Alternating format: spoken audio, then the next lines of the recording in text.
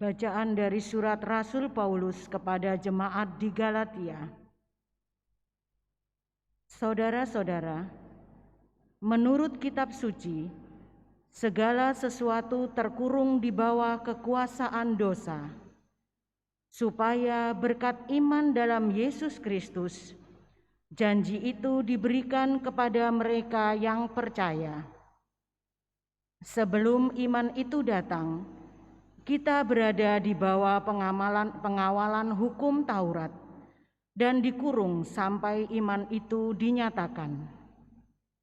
Jadi hukum Taurat adalah penuntun bagi kita sampai Kristus datang, supaya kita dibenarkan karena iman.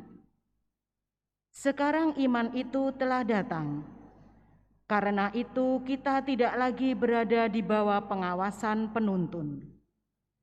Sebab kalian adalah anak-anak Allah karena iman di dalam Yesus Kristus. Sebab kalian semua yang dibaptis dalam Kristus telah mengenakan Kristus.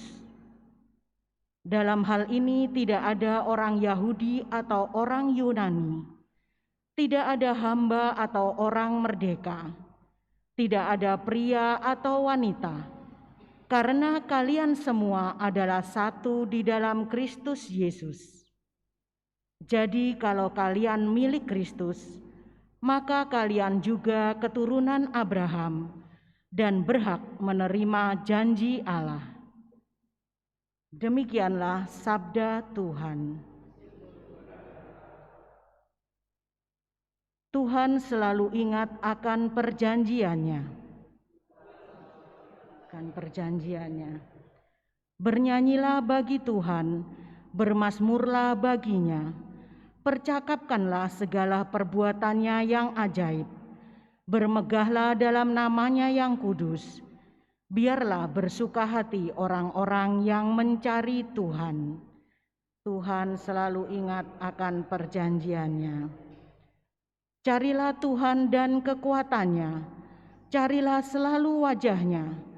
Ingatlah perbuatan-perbuatan ajaib yang dilakukannya, mukjizat dan ketetapan-ketetapan yang diucapkannya. Tuhan selalu ingat akan perjanjiannya. Hai anak cucu Abraham hambanya, hai anak-anak Yakub pilihannya, dialah Tuhan Allah kita, ketetapannya berlaku di seluruh bumi. Tuhan selalu ingat akan perjanjiannya. Haleluya, haleluya, haleluya,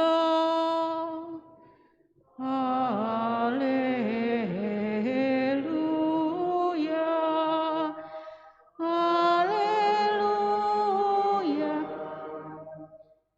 Berbahagialah yang mendengarkan sabda Tuhan dan memeliharanya.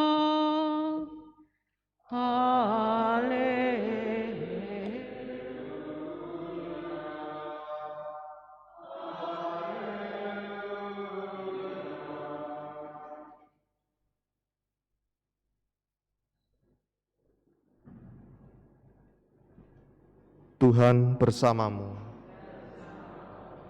Inilah Injil suci menurut Lukas.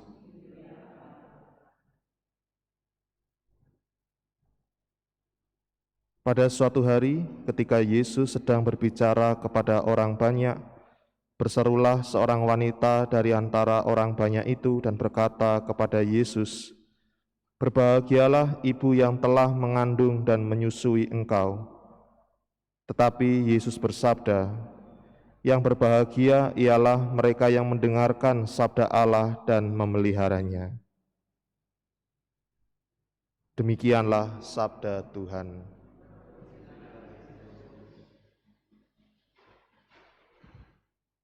Saudari-saudara yang terkasih dalam Kristus, siapakah di sini dari kita sekalian yang jika kita melakukan sebuah pekerjaan dan hasilnya dilihat orang, tidak ingin dipuji?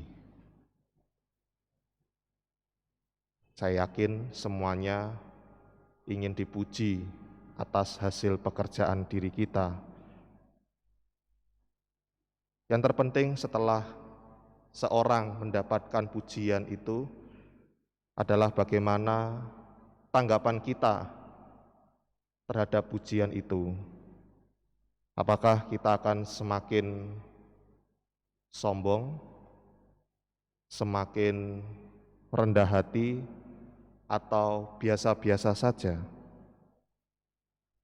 Saudari-saudari yang terkasih dalam Kristus, bacaan Injil hari ini menampilkan hal itu kepada diri kita, di mana ada seorang wanita yang berkata kepada Tuhan Yesus, "Berbahagialah ibu yang telah mengandung dan menyusui engkau."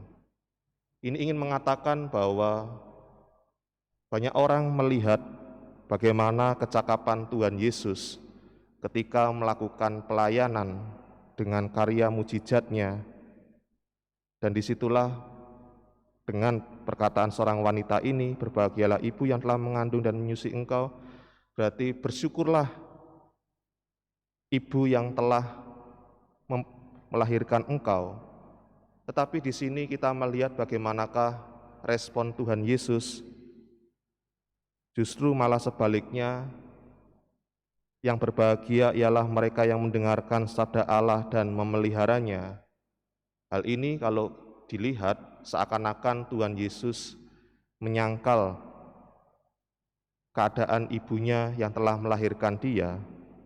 Tetapi sebenarnya kalau mau dilihat lebih dalam, Yesus bukan menolak dari ibunya, tetapi bagaimana memang ibunya memang harus berbahagia, karena lebih dari sekedar bagaimana ia melahirkan Yesus, tetapi Maria, ia yang selalu mendengarkan sabda Allah dan memeliharanya. Bahwa kalau kita lihat dari bacaan Injil kemarin dalam peringatan Santa Maria Rosario, Bunda Maria ketika menerima kabar dari malaikat Gabriel, ia penuh dengan percaya meskipun tidak tahu apa yang akan terjadi ke depannya, dengan mengatakan, "Aku ini hamba Tuhan, terjadilah padaku menurut perkataanmu." Dan Maria senantiasa mengikuti, mendampingi Tuhan Yesus meskipun tidak diceritakan dalam bacaan Injil, dan bahkan Maria mendampingi Tuhan Yesus sampai akhir hayat hidupnya, memangku putranya di bawah kayu salib. Saudari-saudara yang terkasih, maka inilah yang kemudian menjadi sebuah permenungan bagi diri kita, terlebih sebagai umat beriman. Kalau kita dalam pelayanan secara khusus dipuji oleh orang karena kecakapan diri kita, maka perlulah dilihat dari mana kita memperoleh kecakapan itu dan untuk apa kita melakukannya. Kita melakukannya semata-mata semuanya hanya demi kemuliaan Tuhan, dan semua yang kita peroleh adalah berasal dari Tuhan. Dan inilah arti pentingnya pelayanan, bahwa semuanya yang kita lakukan mengajak orang untuk semakin dekat kepada Tuhan. Maka saudara-saudara yang terkasih, boleh kita berbangga, tetapi kita perlu diingatkan kembali akan tugas pelayanan kita, membawa semakin banyak orang kepada Tuhan. Dan itu jika kita terapkan dalam pengalaman hidup kita, dalam kehidupan sehari-hari, dalam pekerjaan kita tidak akan mudah untuk bersikap sombong atas pekerjaan kita, karena semuanya itu kita persembahkan kepada Tuhan.